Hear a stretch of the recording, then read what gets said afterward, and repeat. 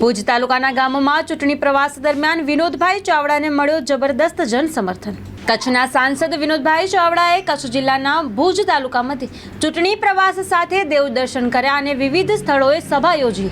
આગામી લોકસભા ચૂંટણીમાં આદરણીય વડાપ્રધાન નરેન્દ્રભાઈ મોદીની સરકાર દ્વારા શરૂ કરવામાં આવેલ વિવિધ યોજનાઓ અને તેના ફાયદા અંગે સંવાદ કરી સૌને માહિતગાર કર્યા અને જનસમર્થન માટે અપીલ કરી હતી। આ ચૂંટણી પ્રવાસ દરમિયાન ભુજ તાલુકાના કોડકી, ફોટડી, સામત્રા, આણંદસર, કુરબઈ, દેશલપર, વાળાસર, સરલી, દહીસરા, ઘોડપર અને મેઘપર ગામનો સમાવેશ થયો। વિનોદભાઈ ચાવડાએ મુન્દ્રા તાલુકાના લુણી ગામ મધ્યે પ્રસિદ્ધ મંદિર શ્રી ગણેશ ભગવાનના દર્શન કરી આશીર્વાદ મેળવ્યા અને સાથે શ્રી અખિલ કચ્છ ગણેશ સેવક સાર્વજનિક ટ્રસ્ટ દ્વારા આયોજિત પરંપરાગત લોકમેળા પ્રસંગે હાજરી આપી હતી।